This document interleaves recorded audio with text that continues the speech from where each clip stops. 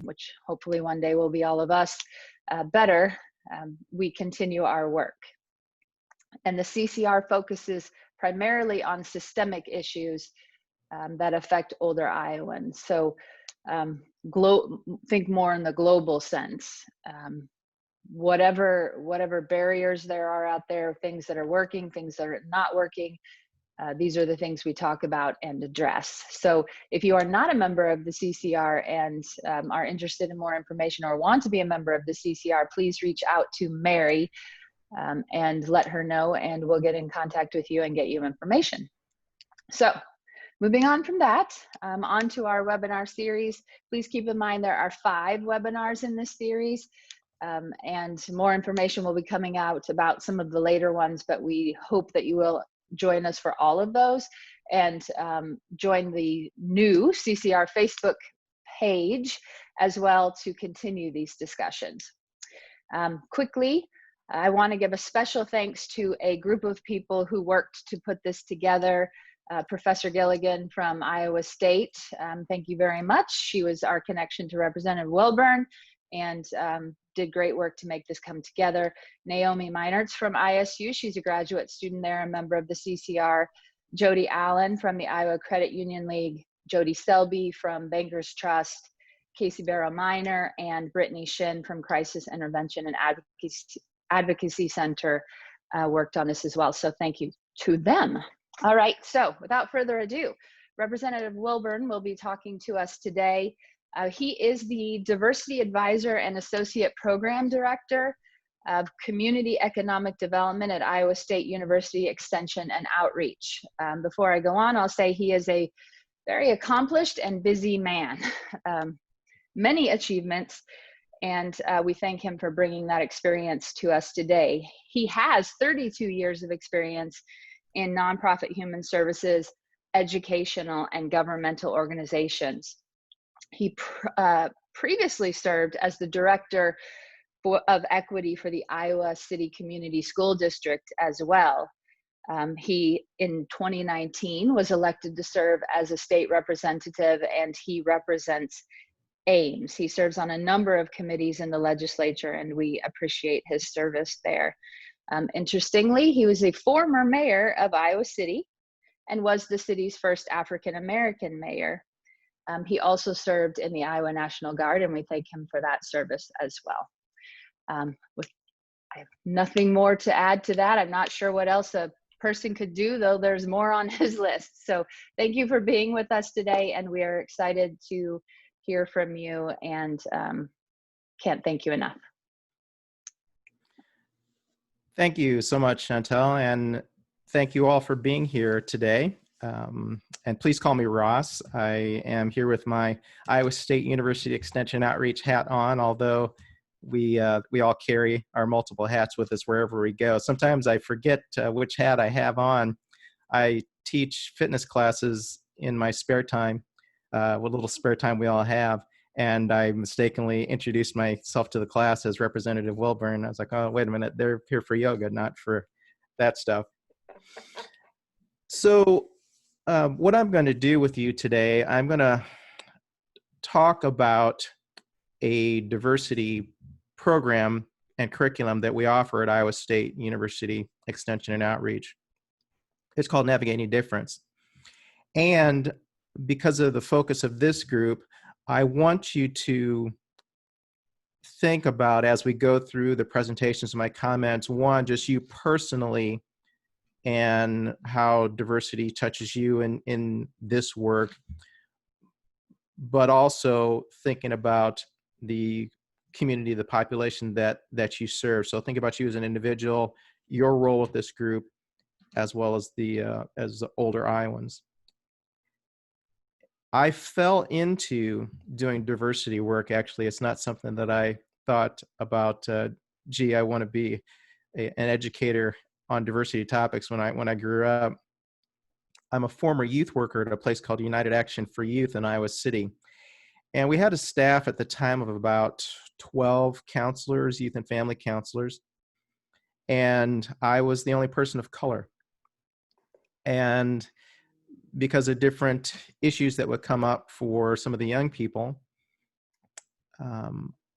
being the only staff member of color, I tended to get every diverse community that was an underserved community, regardless of whether I was familiar with that culture or not. So quickly, I had to get experience with diverse communities. Even although I spoke no word of Chinese, I ended up with a Chinese American family, first generation for the young person, but the parents, one spoke a little English and the other didn't speak any English. I even had to, I used to know some signed English, and I had to use manual communication once for a session. But I think just that experience alone highlights the importance of trying to do everything we can to learn about culture and the different communities that we will come across.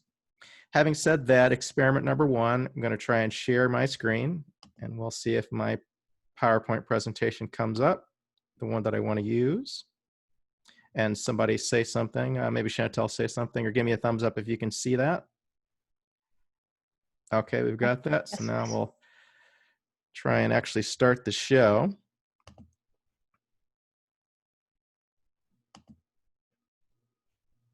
All right, so this is an introductory seminar to navigating difference, a cultural competency training. And just by a show of hands, those that I can see, maybe a thumbs up if you've been through any type of diversity training.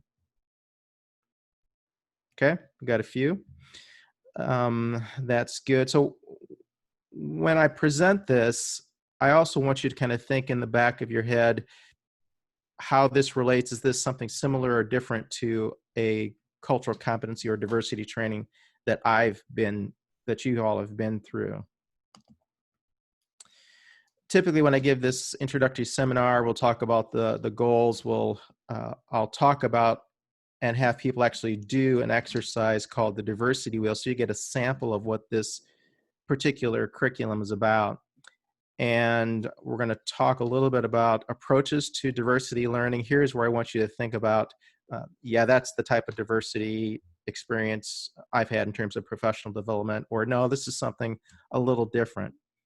I'm going to review the 5 competencies or 5 modules and the intent of those in navigating difference. It's actually an 18-hour curriculum that was developed by our colleagues at Washington State University Extension and Outreach.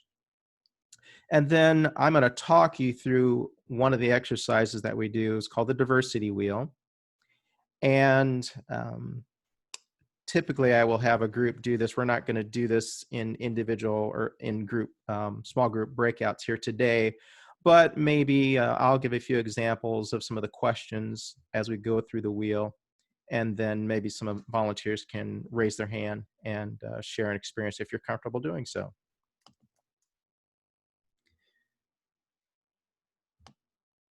So I mentioned that Washington State University is kind of behind this. And as I go through this, I will talk a little bit as if I were actually giving the seminar in class, which includes going over some ground rules and things like this. In general, the face of diversity has been changing. In some ways, the business community was out ahead of other communities, education, even human services, in this country anyway, when businesses started becoming multinational and coming across not only language barriers, but content and context for issues that would come up in trying to conduct business.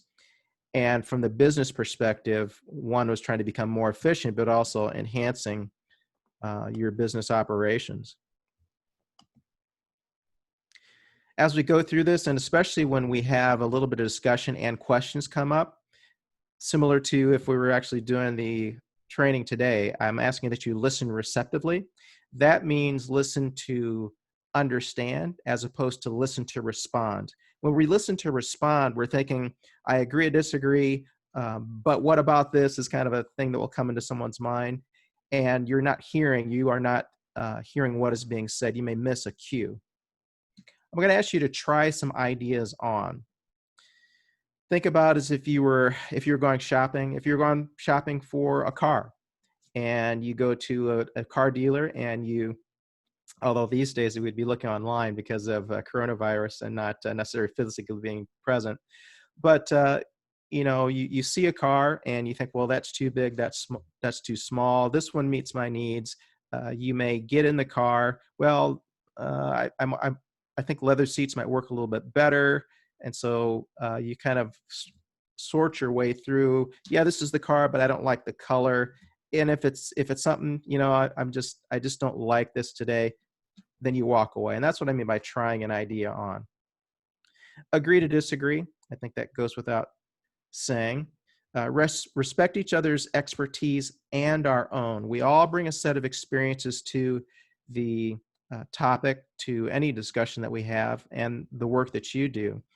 So even though I'm bringing a set of ideas and experiences that I have with this diversity training, you all have culture, you all have experience with different cultures. And if we layer those together, then that's where learning and growth can happen for you and for me.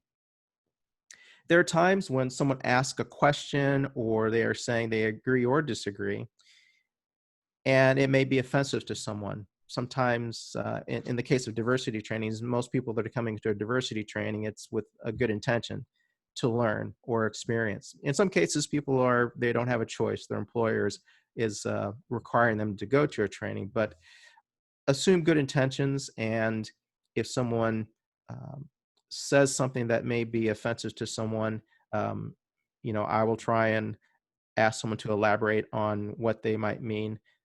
If we were face to face together, or if we were doing a training, I would ask for people to ask a clarifying question of someone by what their intent was if they said something that you found offensive.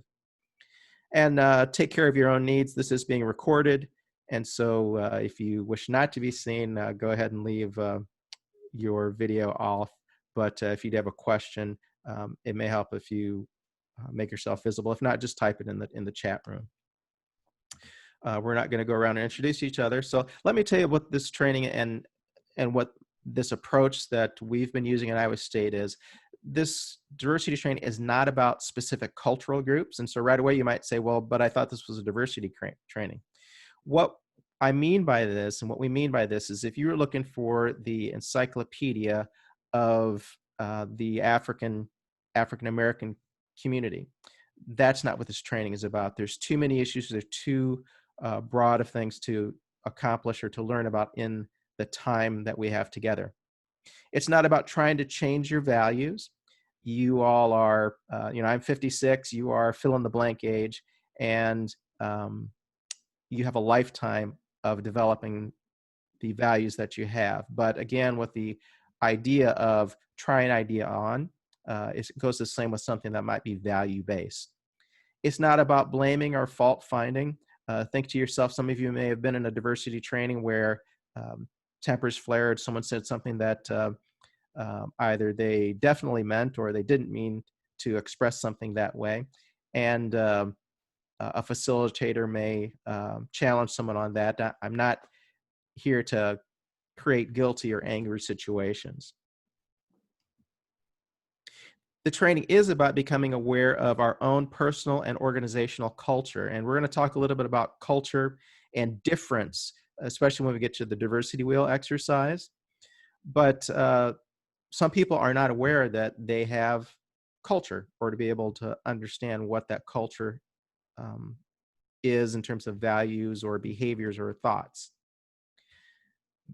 The training is about examining our own personal and organizational cultures and the effect on our ability to work across difference.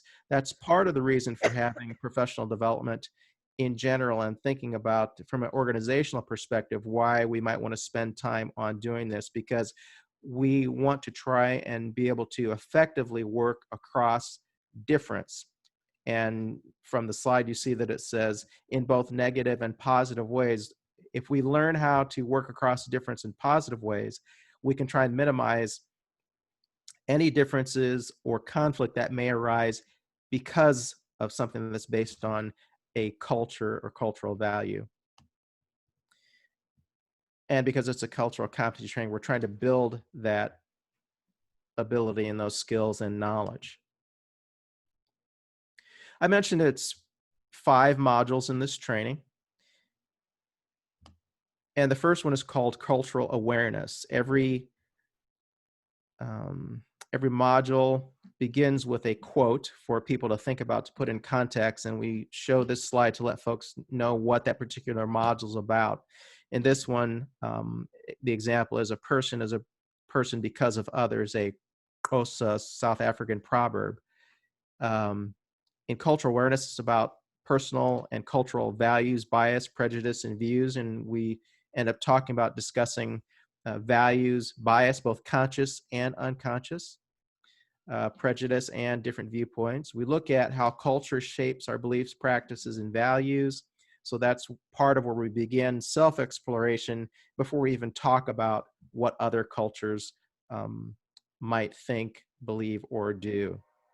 We look at similarities and differences across culture.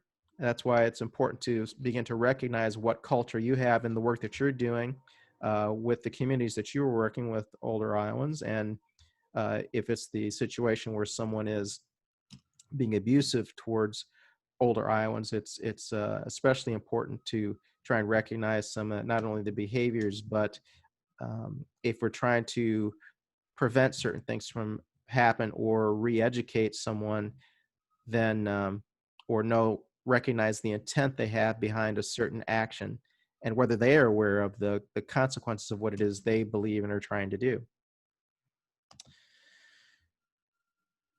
There are many definitions of diversity. This is one that Washington State utilized. We use it as a basis because there are so many different definitions. Differences among people with respect to age, socioeconomic status, ethnicity, gender, physical and mental ability, race, sexual orientation, spiritual differences. And this is the critical line, and other human differences. We don't, at Iowa State, we don't try and necessarily wordsmith a definition of diversity. People will agree or disagree on that, but really we're trying to break it down into cultural ways in which people are different, and how can we learn to work across that difference? How can we build up our own skills and knowledge to be able to interact with people, whatever that difference might be? Let's see. So this is one example of an exercise, navigating difference. The training consists of both lecture, it consists of presentations, small group discussion, and large group discussion and debriefing. It's based on adult learning theory, so we don't spend the entire time lecturing. There's an opportunity for all of you, based on your learning style, ways that you best learn, whether it's auditory, whether it's visual, whether it's interaction, that gives us an opportunity to connect with you in some aspect of the training. The training is 18 hours, and usually we do it over the course of 3 days. We can break that training up. But before we get into the exercise and more detail about this diversity wheel, I do want to talk about culture. Our working definition is that culture is shared experiences of people. It includes language, values, beliefs, customs, beliefs, and mores. Mores is really close in definition to values, so I'm not going to wordsmith a distinction here. But it also includes worldview, and I think that's a critical piece in terms of culture and thinking about, as we do the diversity wheel exercise, recognizing that worldview based on one's past experience and culture that the individual identifies with, how that influences them. But it also includes ways of communicating. So there's a behavioral aspect in some ways to culture. Any questions about anything before I continue on? Questions?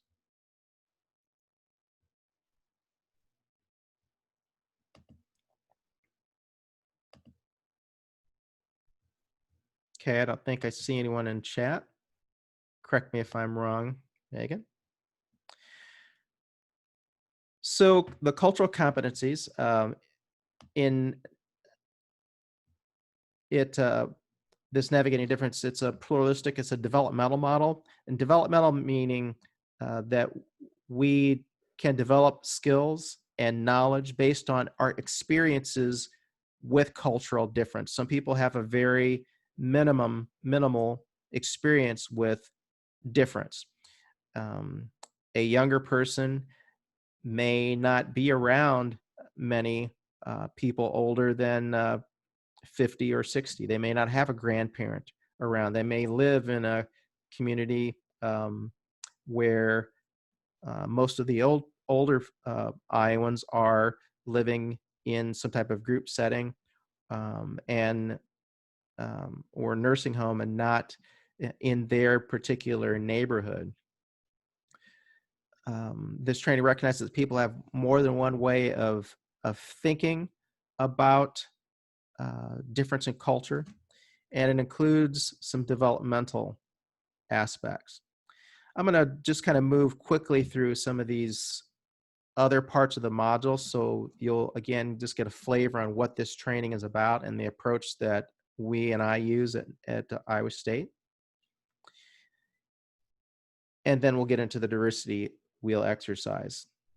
So again, it starts with a proverb to think about, but cultural understanding is the second aspect of diversity training that we get into.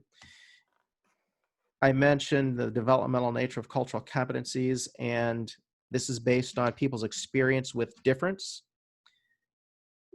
Describe issues and concerns which arise when values, beliefs, and practices differ from that of the dominant culture.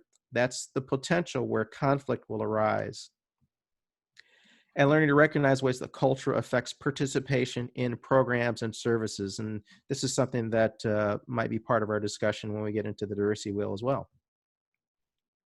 Cultural knowledge is the third aspect of diversity that we get into. And this is the part I mentioned, it's not about a specific culture necessarily, but this is where we do talk about some specific cultures, and it's critical that people bring their experience with difference and different cultures to this aspect, because we do look at geographic differences. We're not going to do that today, but that's part of the training that we do, and there we go. Cultural sensitivity. This is where we get into historical, sociological influence. We do talk about notions of privilege, and white privilege is oppression. Some people will cringe when they hear white privilege because sometimes based on their belief and or sometimes their experience with discussions around white privilege. I'll just give a personal story, because you'll notice that on the slide we talked about the impact of privilege. While we do talk about white privilege as the exercise, and it's the final module, so we give people an opportunity to get to know each other, to have discussions in a safe way, so that if some issues of concern come up when discussing white privilege, they will have had a chance to at least have a safe relationship, and then we will get into discussions about privilege and white privilege. But a lot of times when I will talk about white privilege, I will start by talking with privilege in general, and I'll tell someone. In fact, I remember at a function, someone asked me what my view on white privilege was and why they should feel guilty because of something that they inherited or their parent has. And so I started by I said, let's back up. I said, I have privilege. And he looked at me and said, what are you talking about? In his mind, he had white privilege. And I said, this was my fifth speaking engagement that day. And I didn't have to take yes. Some have a question or? Okay. So going on, what I said was this was my fifth speaking engagement today, and I didn't have to contact a special bus system to get here because I don't use a wheelchair. I don't have a physical disability. When I got here, I didn't have to worry about whether or not I could get in the building because the door may or may not have electric access. And I said, in about 10 minutes, I'm going to have to go to the restroom. I don't have to worry about whether my wheelchair will get into the stall in the restroom. I have privilege because I do not have a physical disability. And so that was one way that we kind of talked about the notion of privilege and how society is or is not structured around, um, um, a minority group, or the non-dominant, in terms of numbers, culture. All right. And excuse me for a second.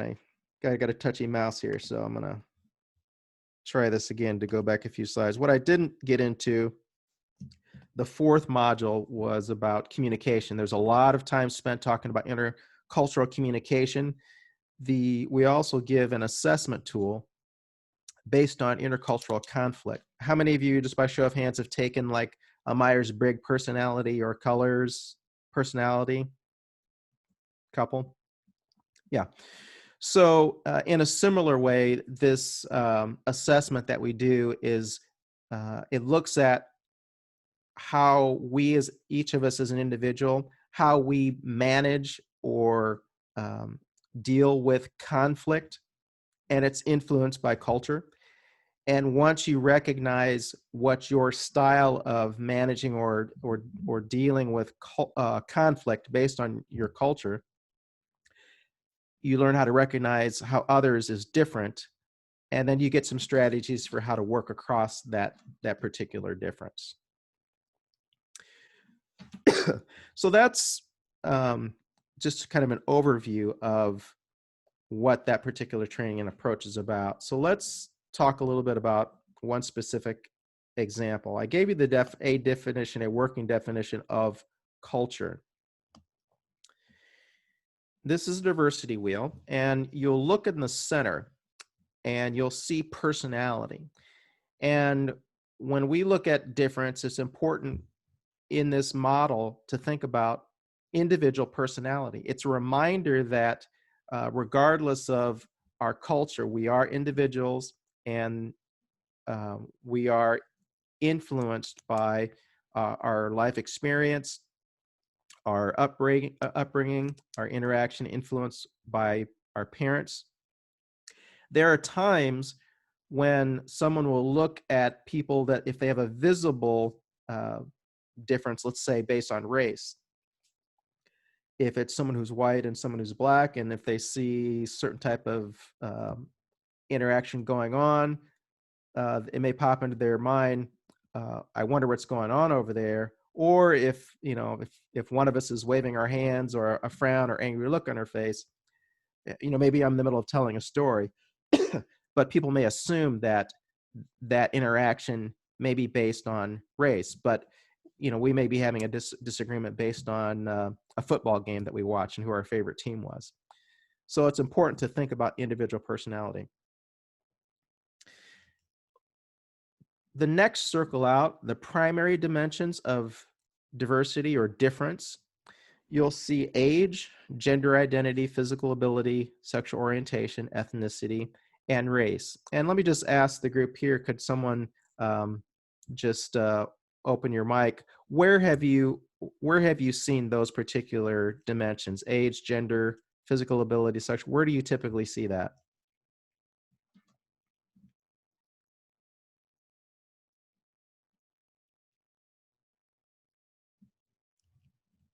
In the workplace? In the workplace, your affirmative action statements, we shall not discriminate based on those categories. And so those categories, and there are some other primary dimensions, they tend to be things that or status about us as individuals that tend to be more permanent. We may not have a lot of choice in those. They tend to not change over time, with the exception of like age, unless you're my sister Terry, who's older than me, but she's been 27 for the past 20 years, and she's my older sister. I'm not sure how that works out. But that's one lens of difference that we look at, things that people are born with or things that tend not to change over time. If you go out a dimension, those secondary dimensions. We've got home, geographic location, income, personal habits, religion, health status. I'll just pick a few more out. You can see them. Appearance, work experience, educational background, parental status, whether you're a parent or not, whether you're part of the sandwich generation. You've got children, but you're also taking care of your parents or grandparents. Marital status. There's certainly more secondary dimensions, but these are things where there can be a little bit more choice, and things that will tend to change or can change over time.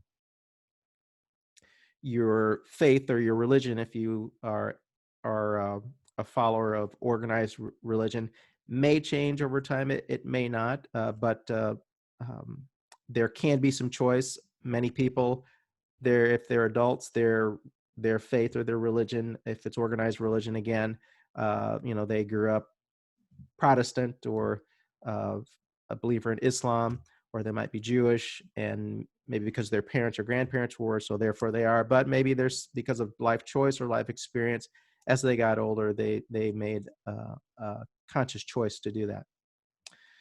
If we go out the final circle, organizational dimensions, and in our training, we do talk about the organizational influence. I mentioned the business community and their motivation, but even within an organization, if you think back to that definition of culture that I gave you, that set of beliefs, values, et cetera, recognize in an organization, different departments, whether you're a supervisor, are you a member of organized labor, seniority, the length of time that you've been there. The folks that have been at an organization longer, they may have a different set of beliefs, values than those who are newer to the organization. Work location, again, management, whether you're part of management or not. Think about this particular group.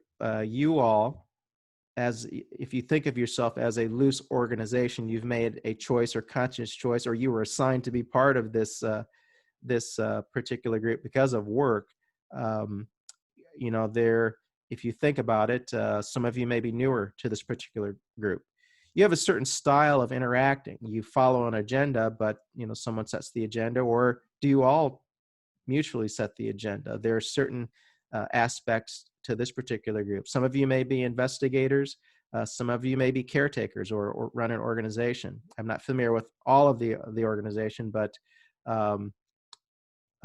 there are different cultures, different sets of beliefs that you all carry with you as you interact with each other, and then try and figure out how you and your work in helping keep older Iowans safe.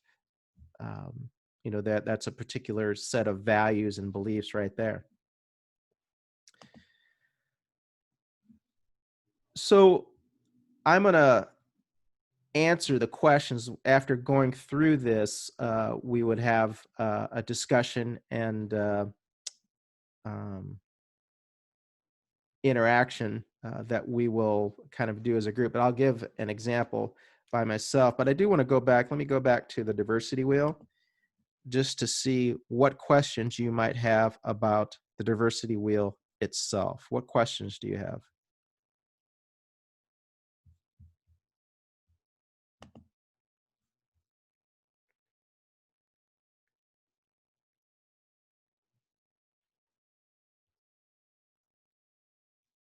Or let me try it this way.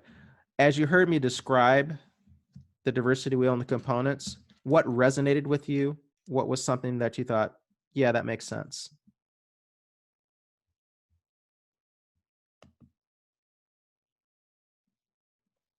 To kind of get things started, I can add, someone wrote into the chat that ageism is something we talk a lot about in the CCR group. So that seemed to be really salient to our conversations. Okay. Someone else?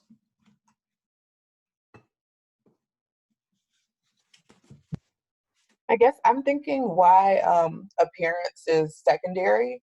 and not a primary one. I see that. I think that like when you first see someone, you like look at their appearance, you look at how they're dressed and things like that.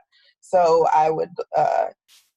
I just wanted to know why it's in secondary and like what puts something in secondary versus primary. Mm-hmm. That's a great example, and there are a couple different ways to look at physical appearance. There's certainly, the shape of my nose, my eyes, my ears, whether one of my eyes is raised a little bit or not. But there's also the choice of clothes that I wear. And so, in this particular example, your appearance is part of. There's an element of choice in there.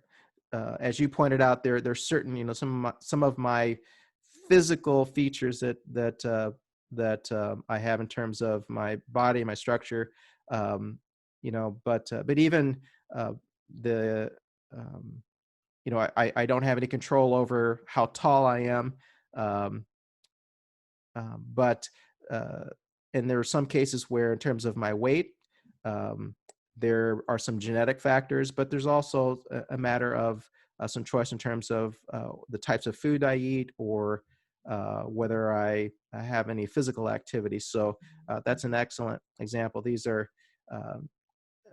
and so that's why that is in the secondary. But like I said, there as a, so that may bleed into some of those other primary dimensions. Thank you for bringing that up. There's another comment in the chat box that talks, yes. It's mentioning that there's physical ability, but this person, Jennifer Donovan's not seeing mental or cognitive ability / disability. Right. Excellent point. And if I didn't preface this tool is a way to start thinking about difference, and there are other differences that are not mentioned at all on this particular wheel. But as we get into the questions, physical ability, that those types of things certainly could be part of the discussion. Another thing that I want to point out as people continue to think about some questions, I'll just share a picture with you. These are my great-great-grandparents, and looking at them, depending on someone's our initial reaction, it's like, well, they're older, and so that's one aspect of difference. But what might be some other aspects of difference based on culture? Remember, thoughts, values, beliefs that you see with these two. Hold it up. Or what are some difference, or think about the diversity wheel. What might you be able to tell, or what questions might you have of me that would relate to what you see in the picture?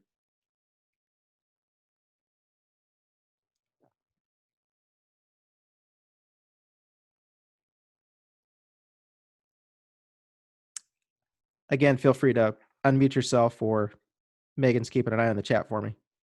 Hi, this is Kimberly. It looks like your great-grandparents are probably affluent middle class, looking at your grandpa's attire and your grandmother's. Absolutely. Excellent. That was Kimberly, right? Correct. Yeah. Kimberly Batts. Okay. Yeah, Kimberly. Yeah, thank you for chiming in. You're absolutely right. These are my second great-grandparents, and they lived from like the 1840s to 1924. And they lived in a place called Galesburg, Illinois, which was where I was born and raised. And they arrived in Galesburg after the Civil War. And he was a laborer, but he also, and she was a houseworker, but I think she also may have worked at the one hotel in town. But they owned their home, which was not common after the Civil War necessarily, but more common in the Midwest than in the South per se.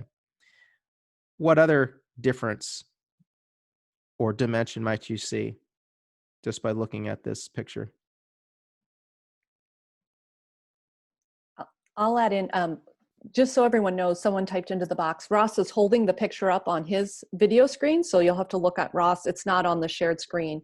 And folks are writing in clothing, social status, affluent, and then also marital status. Yep, absolutely. Yeah, great observations. Some things that you can't see here, and I'll put that down so you don't have to keep looking at that. And thanks for that. I forgot about the view, how people have their view up may or may not be seen. My great-great-grandfather he served in the Civil War in what was then known as the Colored Troops. He was in Company F of the 60th, what was then known as the Colored Infantry. And I just found out recently that the 60th Colored Infantry was based out of Iowa, and he lived in Illinois. And so they spent some time stationed in Keokuk, Iowa. So some other aspects of culture are starting to emerge just in hearing about them. Military and what military life meant. Military back in the 19th century during the Civil War for blacks, some former slaves, immediately former slaves, others may have been in the North and freed before then, would be different than the white troops who were in the Civil War at the time. Some just a couple other, and then we'll get into the exercise that would emerge. I interviewed my granduncle, asking him a question about them, and he mentioned. I said, "Well, what was he like?" And he said, "Well, he was a good timer." And I said, "What did that mean?" "Well, he liked to go out and have a good time." So, and I believe. Anna Maria Dorsey Gash, my great-great-grandmother, I don't know that she necessarily approved of all of that, but you start to see a picture emerge that even within a particular culture, there may be some of these other cultural aspects represented. In fact, one of the things when I walk into a room with my legislative hat on to give a presentation or speech to a group, I will sometimes scan around the room to see if there's someone, wearing a hat that might say the USS Iowa, or if they're older veteran. And I will walk up and purposely mention that I served 6 years in the Iowa Army National Guard as a combat engineer. And so right away, it gives us a connection that we can talk about a shared experience if it happens to be that, on the surface, I walk into the room and I'm the only, at least visibly, person of color in the room. But it's a way for me to try and connect with folks on a dimension of culture or difference in a positive way. Okay. Ross? Yes. There's one more comment from Monica from Yes. the Department of Public Health. She's mentioning that income might be better conceptualized as economic opportunity. And she's addressing that this would help add discussions of debt income to lending discrimination, credit score, on housing, economic access, those types of things. Absolutely. And that's important to think about beyond what we are initially identifying, the particular culture that we see and we may come across, that there are not only values, beliefs, and mores, but there's also life experience. There's how the systems that we live in create opportunity or create barriers or support barriers, structural barriers, not necessarily based on that individual, but that may affect or impact one of the dimensions of diversity that person lives in their life experience. Excellent observation. Okay, so let me talk through an example of these, and then I want to hear from some volunteers in the group here about each of these. And I want you to, I'm going to give an example, but I want you to think about and respond based on your roles here with this group and the organization that you represent. Let me blow that up a bit. So you think back to, don't worry about which dimension of whether it's primary, secondary, or organizational, but choose one dimension, any part of the wheel to focus on for this activity, and clearly identify the aspects of diversity that you bring in on this factor. So one example I'm going to give, this is actually kind of morphed between age and physical appearance. And I mentioned actually I'll be 56 on the 21st of this month. But some people think I look my age. Some people think I don't look like I'm in my 50s. I've even been guessed in my early 40s or in some case 30s based on the person who thinks, I don't think I look like I'm in my 30s, but if someone has not been around someone who's in their 50s or 60s or 70s, or if they have a very limited experience, the only person they know that's in their 50s, has a lot of gray hair, and there may be other things about them that catches them off guard, and that's their framework or that's their bias based on what I might look like. So think I don't look necessarily like my age. What strengths or advantages does this difference bring to a work group? And be specific when you give this example. So I picked this age, and physical appearance factor that I mentioned. When I was a youth worker, it was in the late 80s, early 90s.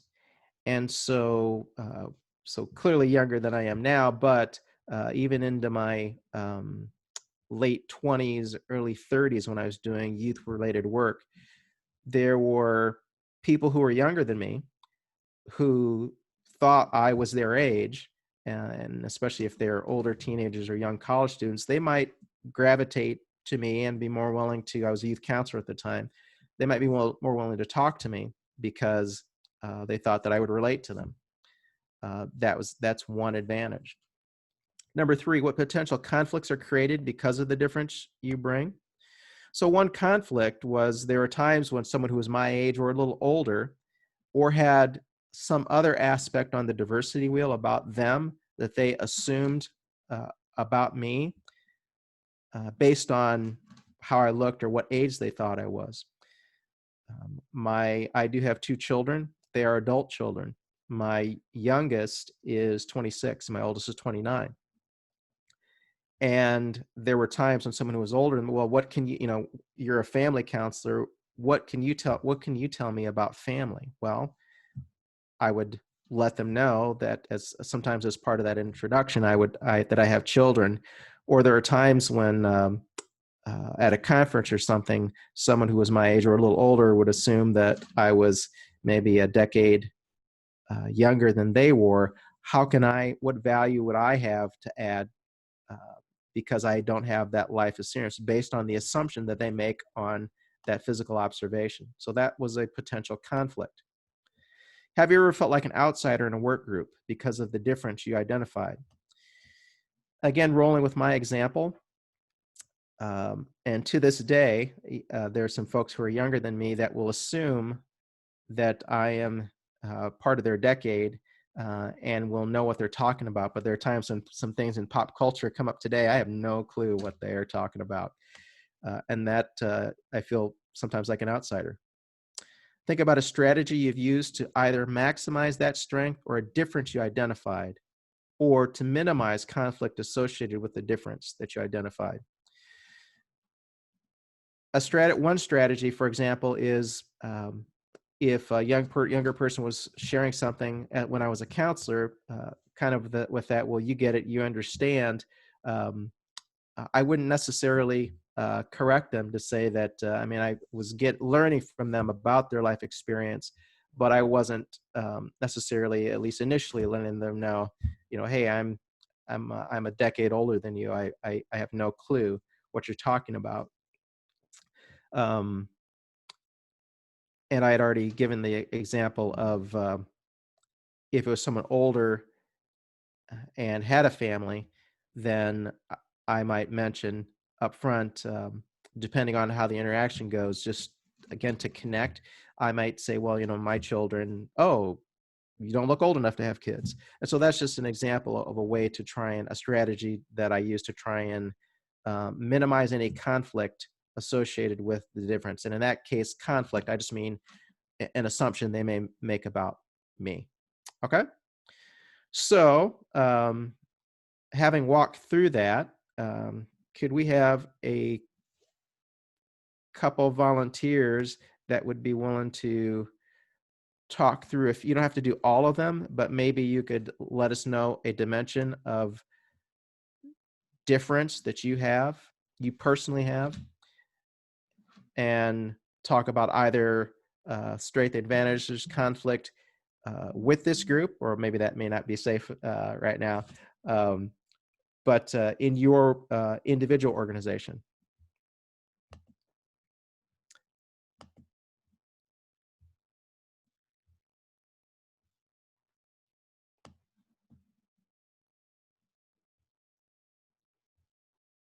So this is Kimberly again, and Yes, I work Kimberly. for state court administration. Uh-huh. And sometimes when I go out, so that means I'm not in any courthouse, well, sort of. My office is at the Supreme Court building. Okay. But if I go out into the field, any of the courthouses, in any of the 8 districts or the 90-something courthouses we have out there in the different counties, if I go to present, they generally think that I am a lawyer. I'm not. And so I'm also a woman, and I'm also Black.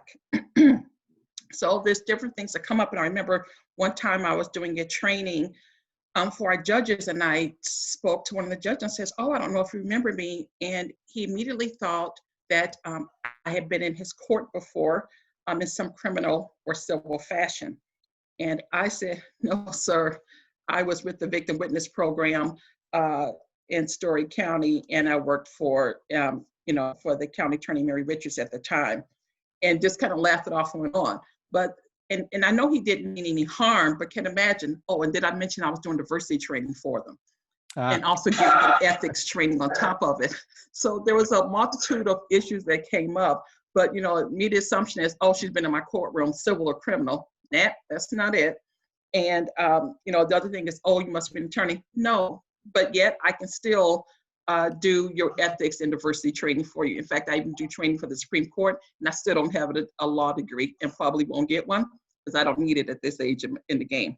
So there's little things that happen where I think we do make a lot of assumptions. We do go based off of our culture. He was a judge. Most people that have met him came before him in some court of law, usually.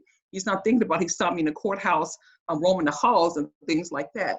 So I think, not wrong or right, but I think we do have to take into account that our own experiences and, like you said, our own culture will lend us to, I'm going to say, take advantage of that and then make some assumptions, even if they're wrong assumptions. I don't know if that helps or not, but That does, absolutely. That's exactly the type of discussion that we would have when doing this particular exercise. So can we get 2 or 3 more examples like that?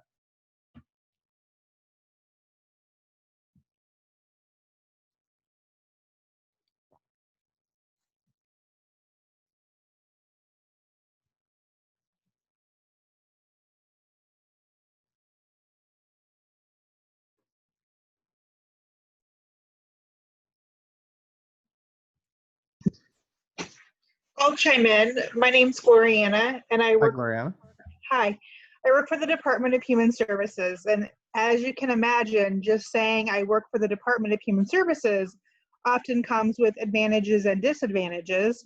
We're feared by the people we serve and try to protect because they're nervous about being taken out of their home or tearing families apart, changing what they're used to. Then it comes with, you know, all kinds of feelings when I partner with agencies about what their preconceived notions about the way DHS should or should not do things. I am very outspoken and engaging, and I try to understand that people's experiences lead them to their feelings about the work that I do. But let's be honest, saying you work for DHS isn't always the most popular kind of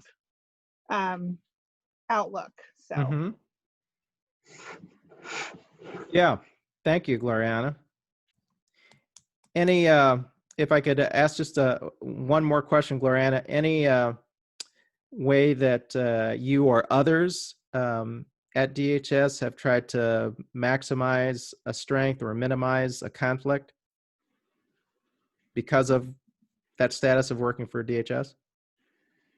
Well, I think that for me, the way that I try to maximize it in things is I want people to judge me for me and the work that I do. So, you know, not every DHS worker is perfect. Not every lawyer is perfect or teacher is perfect. And so, but I take the time to get to know people, to work with them, to recognize kind of the failures or weaknesses of our organization, and trying to turn them around. You know, things with we've been there's been a lot of news stories lately, and so about what DHS has or hasn't done, or abuses, or, you know, Glenwood and things like that. And so our director has been, our new director has been very cognizant of recognizing our failures and trying to improve and trying to do better. So recognizing what we don't do well is an important kind of task to kind of change people's opinions and work through those. Yeah, thank you. Thank you for sharing that. Let's get one more example. Then I'll just open it for general questions after that. One more example.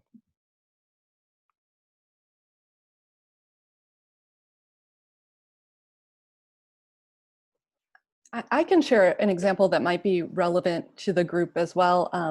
And kind of trying to gather information for the CCR, a colleague of mine set up focus groups across Iowa that met with service providers for older adults.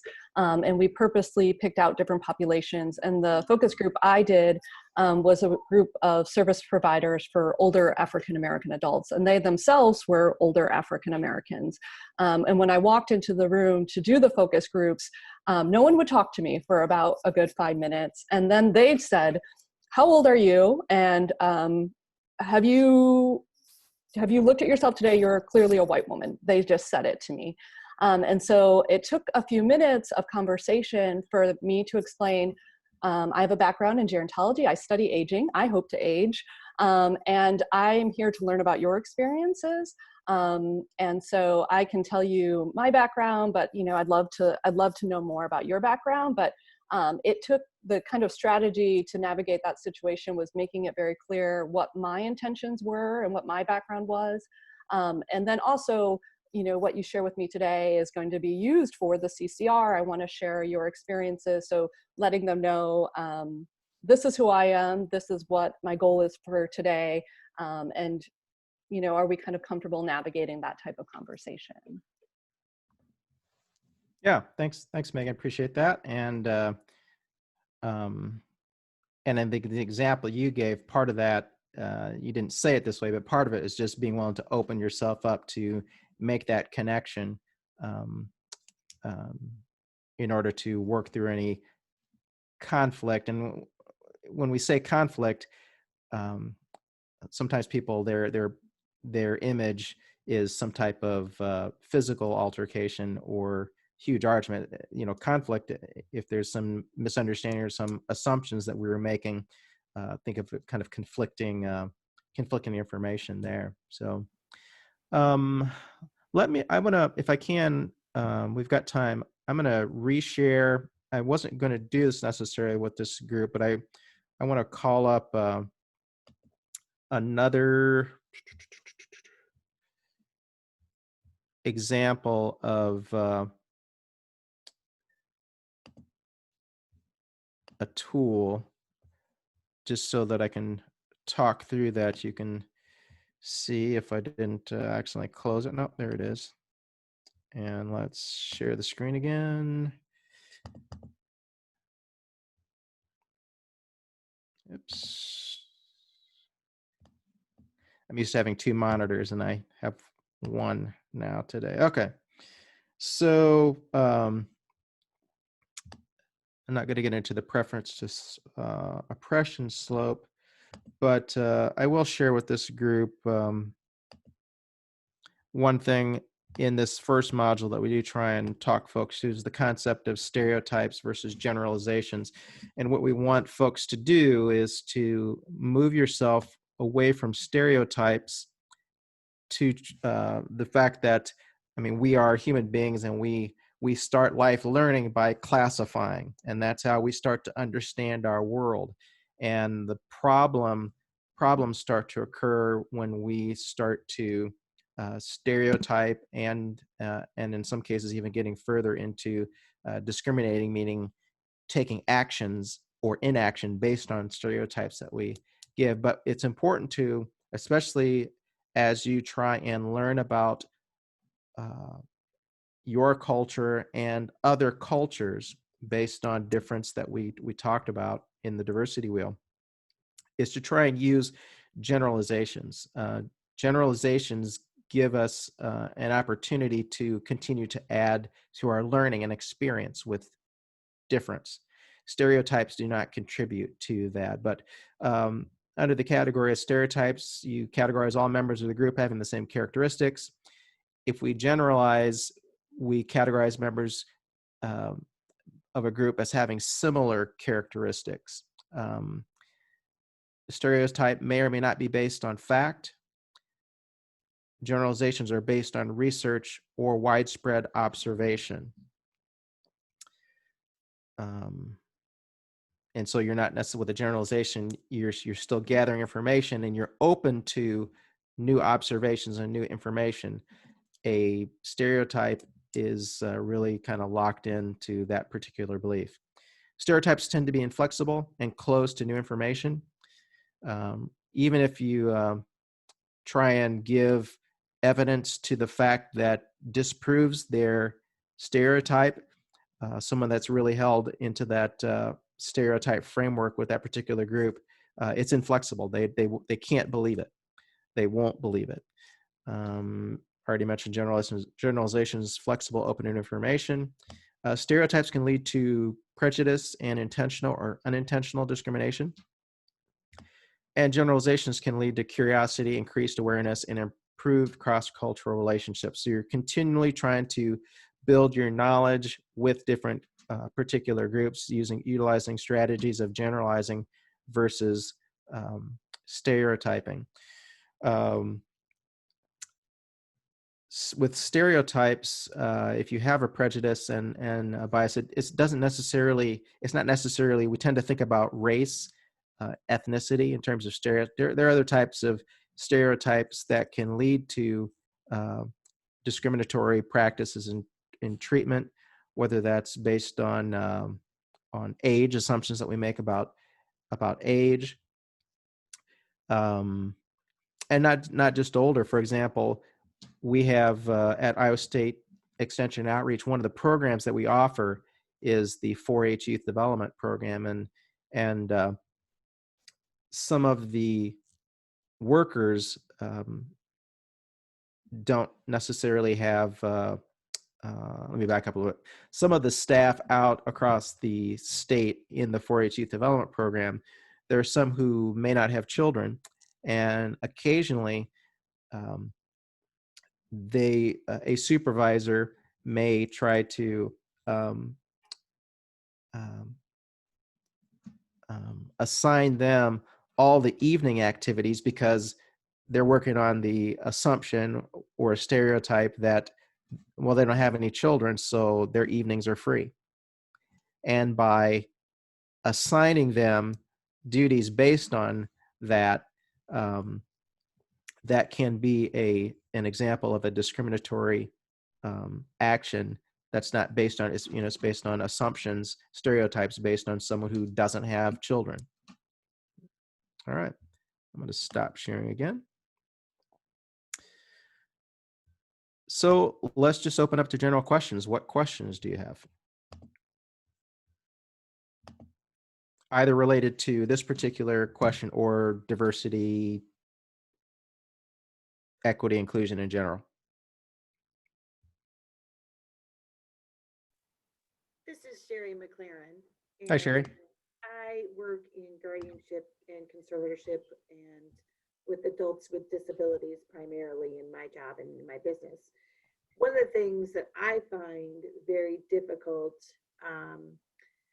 in sometimes working with other agencies is that even many of them who work with populations will still come in with what I would call inappropriate behaviors, like assuming because someone is older that they're hard of hearing. So they will be yelling at my client when my client has no hearing issues, or talking to my client who has an intellectual disability as if they're a child instead of them being an adult.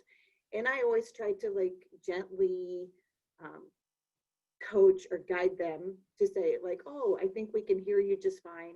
You know, I'm not sure, you know, we need to do that. Or, you know, or I'll say to them, oh, Jill, to my client who, I don't have a client named Jill, you know, can you hear us okay? Or do you need us to, you know, is that okay? So I kind of feel like sometimes I forget that there's other professional providers that come into those same situations who provide care to people or situations or services to people in these populations, but they still have those very, I guess, apparent biases. And it's surprising to me sometimes that we have to circle back and just give basic, again, information about every person we serve is an individual, and we need to find out what they need and not assume what they need. I think that's like some of my frustration and difficulty is I assume other professionals and other agencies will have, I guess, better coping skills or dealing skills, and sometimes they don't. Sometimes I've actually said to certain providers that my clients are higher functioning than some of their staff, it seems like. And I don't know, and I feel like a lot of providers in care facilities and group homes, a lot of those staff people aren't trained well and they're not paid well. And so we run into, I think, problems with that population as well. And how do we then overcome some of those obstacles and struggles with dealing with adults with disabilities? I guess those are some of my questions. Yeah, sure. And you've hit on several issues that touch on not only areas of difference, but getting into that notion of assumptions or prejudice, stereotypes that we hold. A couple things pop into mind for me. One, from the navigating difference perspective, one of the things that we get into in the second module is called, there's a model, a framework called the Developmental Model of Intercultural Sensitivity. What this model looks at is an individual's experience with difference. So in just the scenarios that you identified, in some cases, it may be that there are individuals who they may or may not be around older people. And so they have they have limited experience as opposed to someone who would have more experience. And even if someone does have more experience, it may be that they're around older Iowans, but depending on where they're working, they may be older Iowans who have some type of intellectual challenge, or they may have a physical reduction in ability, hearing. You know, if they're around all the older people they know are hard of hearing, that's their assumption. If they're around older people who need more care if they're in a in a nursing home as opposed to an independent living arena. They may their behavior and assumptions may err on the side of, I need to provide more assistance and care than someone who is now in a more independent living type situation. There's another thing that you got into that I think can be helpful in terms of how you try and coach or interact with someone who apparently or clearly is not familiar with the particular community that that you're working with, is I find it's helpful to give behavior specific feedback to someone as an opportunity. You talked about trying to ask someone, do they need, but there are times when you might even say, I'm not sure, and this depends on comfort level and your experience with them. It's like, I'm not sure if you're familiar with Ross's great grandfather, Harrison, but it appears to me that you are talking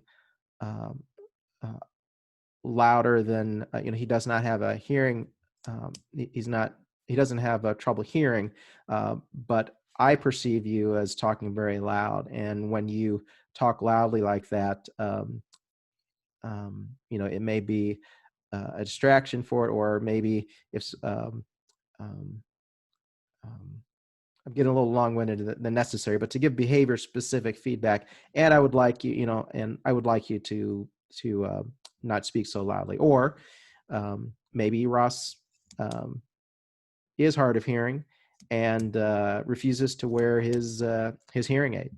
I might point out that I notice you are speaking in your normal speaking voice, which is a little softer, and Ross occasionally has trouble hearing. So it would be helpful if you look at him and direct your voice towards him so that he has a greater opportunity to hear that. But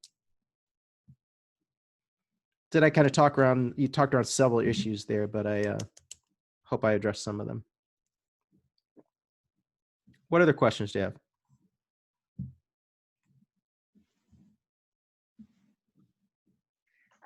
This is Chantel. I have, maybe it's more of an observation with a question in there somewhere, but my experience, particularly with older people, is that many of them will say demeaning things about older people, about themselves. And I've interacted with a few of them. I used to give a fair number of presentations to the community, and would often hear it in there, just those often little remarks, but still impactful about, well, at my age, or, at this age, we've all heard it, right? How do you address that issue, which I think I see it more in that population than in other populations. And I will say, I pulled one aside afterwards and said, to talk to her about it, and said, I appreciate that humor helps us get through life. I get that. But you do need to be aware that your words have an impact on those who hear it, and it furthers stereotypes. And if you give us an inch, we'll take a mile. So, teach us how you want to be viewed. Teach us how you want to be treated. And, and her response, it was a good conversation, but her response was, well, it helps to laugh about it. Okay. But, what about that? Yeah, in that particular example, and not knowing all of the circumstances, one of the things that, if you think back to the diversity wheel, just to draw upon that tool, what was at the center of the wheel? Individual.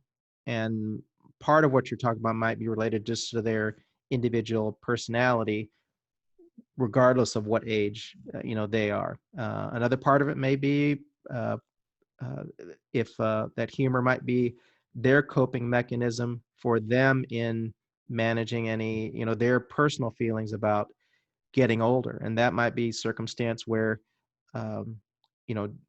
not necessarily in that one instant, but maybe some exploration about how that person is coping with getting older, and what are some of the benefits, what are some of the strengths of getting older, what are some of the challenges, how are you managing through some of the if it's physical abilities starting to reduce, or those type of conversations. But that's one way, and that's just an example of how you might draw upon one of the tools that we present to try and analyze what's going on to determine a strategy for interacting. Another, I talked earlier about just being behavior specific about something. When you make a joke about fill in the blank, I wonder, I notice that other people are cringing when you make these jokes. I wonder what your reason for making the jokes is. Again, to point out the behavior, what your reaction is to it, and what in some cases, if it's suggesting an alternative behavior.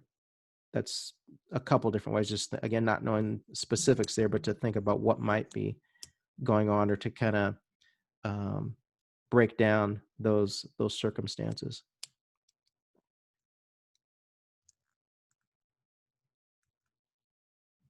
Thank you. Yep. As a couple of you were talking about some of your examples, my father, he's deceased. He died 8 years ago. He was 85, and he lived in his own apartment, a supported living, independent living area, and then finally moved into a nursing home.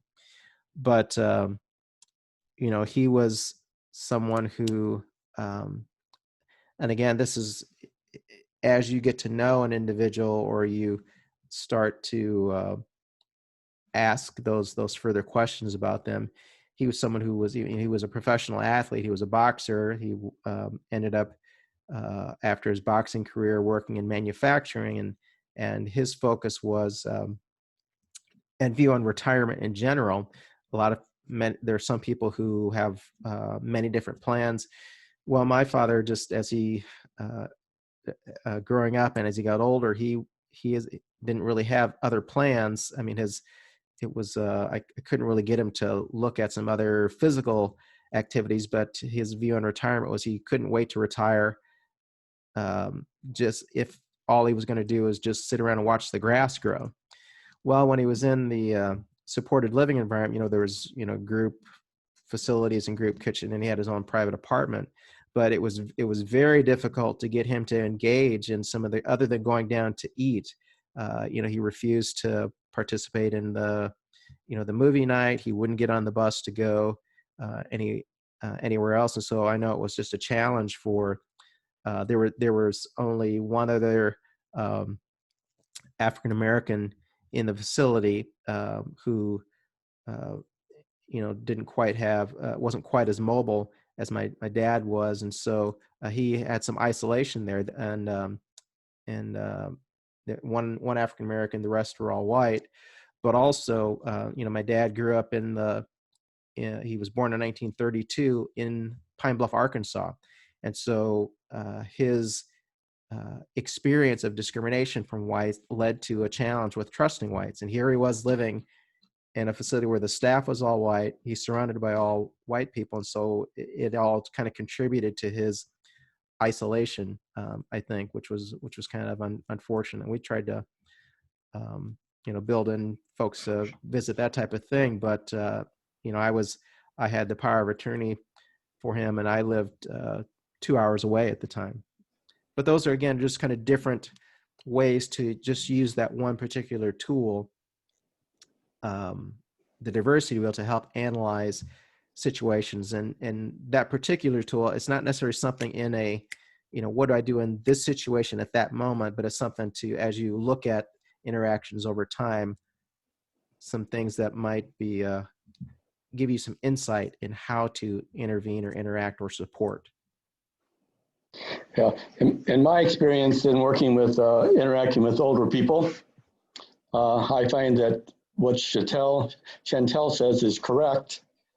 But I also think that I've also tried to correct him. Lila Starr has educated me on ageism, so I try to be careful about that.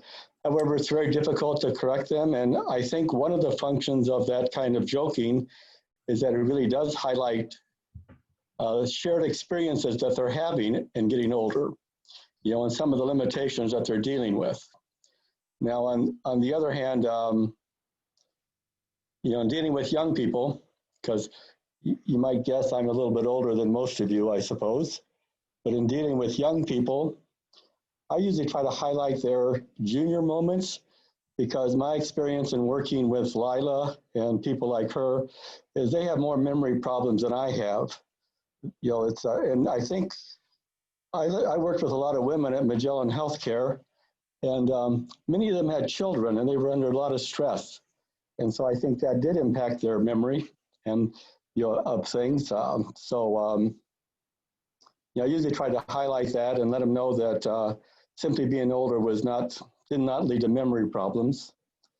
And then every Tuesday morning at 7 o'clock, I get together with about 25 or 30 older men, and they're all extremely sharp, and most of them are older than I am. I'm 79, and most of them are in their 80s, and they're retired lawyers and ministers and businessmen and politicians. And my only problem is, they're very wise people in many ways, but how do we get them to share their experience and their wisdom with younger people and interact more with younger people? Yeah. By the way, my name is George Dorsey, and I'm retired. Hi, George. Yeah, thanks for sharing those insights, and that's part of the struggle. I'm not a gerontologist, and I draw upon my life experiences with my family members who are older or have been older and have passed. I guess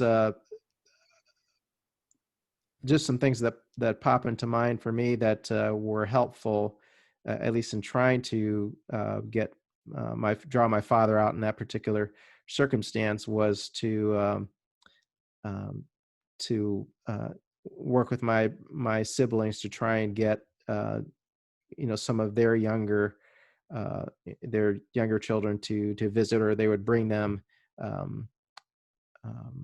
In some cases, their children didn't want to go to to visit mom or dad or grandma, grandpa at their residence where they live in, but sometimes it's volunteers. Other times it's in terms of staff, just trying to get another staff person to interact. Some of the facilities that have the benefit of having staff on that are engaged in doing recreational things or trying to get if they've got transportation available, and based on the interest and cooperation with families, to bring some of the older Iowans out to do some volunteer work. I was in just my own personal life experience. When I was in third grade, one of the retirement communities, they used to bring some of the older Illinoisans to our school and to operate some of our clubs. That's how I learned how to play chess. It was a gentleman, I believe he was probably in his mid 80s but he was a avid chess player, and he would come to our third grade class to teach us how to play chess. So just trying to get creative or some different ways. I don't know if other folks have ideas that they could add on to that. Yeah, I do that at my grandson's school, play chess. Well, I go there to play chess with him, and I did. The coronavirus kind of stopped that for a while. Yeah, and even just reaching, this might be an opportunity for those of you that are working with older Iowans that are in some type of retirement community, whether it's a nursing home or more um, uh, independent living common area, is to contact some of the schools to see if they would be willing to do some virtual meetings with some of the folks that are that you all are working with. One of my nephews, his teacher wasn't quite sure how to use one of the features on I think it was WebEx. It wasn't Zoom. It was WebEx. But my nephew knew how, and so she just gave him rights to share the screen to essentially teach that teach the class how to use a certain feature in the software they were using, and she learned. He ended up teaching her, so that might be another opportunity just to not necessarily for teaching how to use, but just for having discussion. So the one expanding upon this on the ageism and kind of the heightened stakes of that this year, one of the things we've talked about this year, alluded to, and working for ARP, conversations I've had far too often lately and heard this, is taking the ageist notion to extreme, that it means death. And I can't tell you the number of times when we were talking about, since you talk about long-term care settings or others, people bluntly saying is, well, what do you expect? People are going to die there anyway. And I mean, you sometimes hear that, and I just, that is part of my professional life constantly, to dealing with that notion. And even if it's not said, it is often something I think all of us on this call deal with, even providers, on how do you deal with that notion too. And it's a case where it is true. That is a fact of life. We are all at any age going to die. That is the one fact of all of us. But it is, when it comes to this becoming paralyzing, what do we do and how do we do better? So I know it's kind of tangential to it, but that is certainly something that is a core part of, I think, frankly, our lives often, and especially the case. And it's amazing that that often becomes, if not spoken and sometimes spoken, the unspoken part. Well, what do you expect? I mean, in fact, actually, in your capacity, I listened to that as part of a floor debate last summer. There was that kind of notion. I think someone made that, frankly, joke. So it is, how do we do better on that without getting into the tangents that bring up that come with that? So thanks. Yeah, thanks for the comment there. I think as you were talking, one thing that popped into mind for me, and this perhaps goes back just to the comments that George brought up about younger folks. Each of us and each of you in our personal and professional capacity, we need to give some thought on to how much we are willing to blend those roles. You all have you have defined roles in your job, but what are you willing to carry over into your personal arena in terms of trying to help with education and awareness to the public? What are we all willing to do to provide more information to folks who are younger? And I'm not even talking to, folks in their 30s, 40s, and 50s, to start having look for those teachable moments to strike up a conversation about getting older, up and including views on death and any beliefs about afterlife or not, but to how willing are you as an individual to have those conversations, to get people to even think about getting older and approaching end of life. I think that's a personal value that we all will have to make, and something you all might want to consider. Going back to just the definition of culture, our beliefs and values. What do you as individuals, how willing or not are you in terms of your professional role, and given again appropriateness of your role, are you willing to extend beyond the workday? And I don't mean, I'm doing overtime, but just to have those types of conversations with folks that you your friends, your neighbors, your colleagues, someone who's at a service club.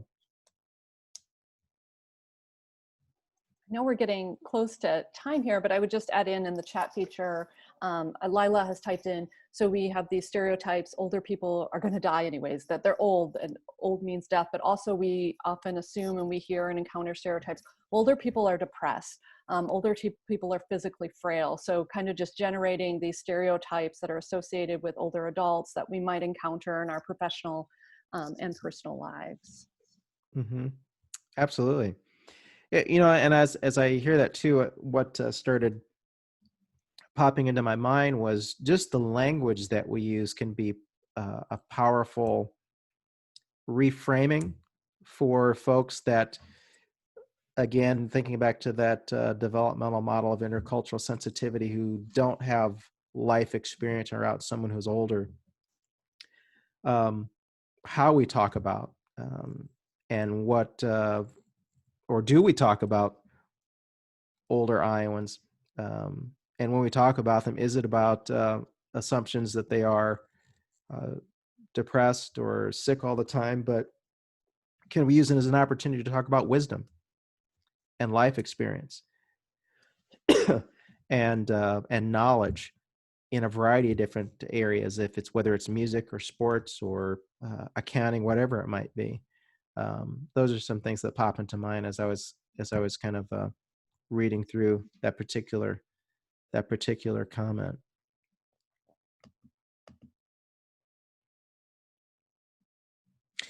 And going back to just in terms of our role, I mean, you all have different roles in here, but I think even you know, whether you are an attorney or working for DHS, or you're a care facility operator, whether you're in law enforcement and you're doing investigations of elder abuse,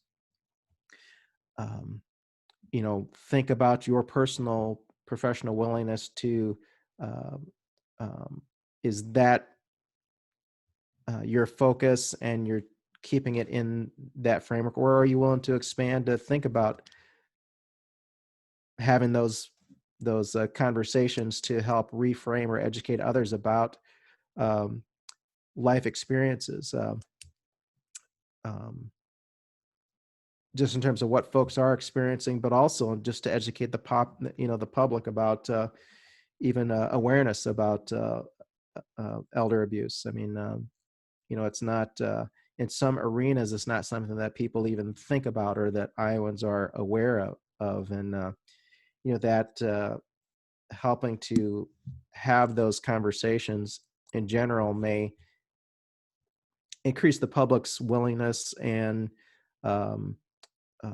elected officials to hold policy, but also funding to support this arena, to you know, support those and wages folks that are working in different facilities to or working in programs with older Iowans, to even just you know, making sure that we're funding intervention for circumstance, or conducting inspections, the importance of doing those things so people are safe and feel safe as they are getting older.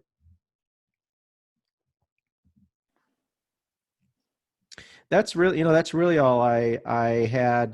Thank you all for walking through that diversity wheel exercise with me, and your patience as I kind of framed what navigating difference is about. But I wanted to make sure you kind of understood the approach that we try and see, and but there are certain, in terms of diversity training for the future for this group or for your individual organizations.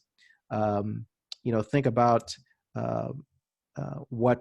do some type of assessment of what you and or your staff are needing. Is it more on the competency end in terms of communication and knowledge about culture? Is it more about we talked about stereotypes and oppression? Is it more, do you need to hear more about kind of some of the social justice things that are going on? I mean, those are a couple different frameworks. Is it the organizational aspect?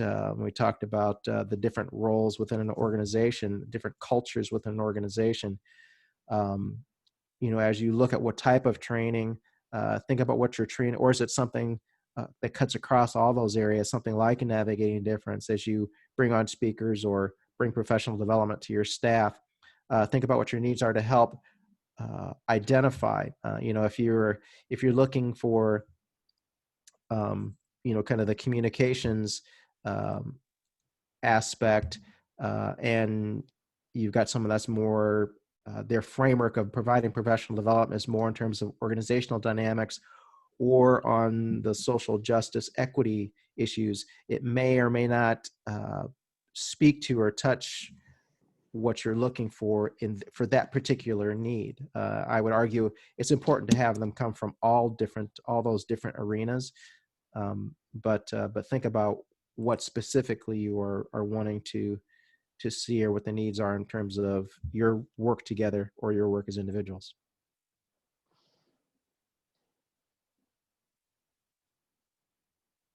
This has been excellent, Ross. We so appreciate you speaking to us about this, and speaking for myself, you've spurned some thoughts, some things I hadn't thought about in that way before. So thank you for doing that, and thank you for taking the time to talk to us. And I wanted to freeze frame you saying how important it is to remember that we have jobs, but we are first and foremost members of this community and our own communities, and this state.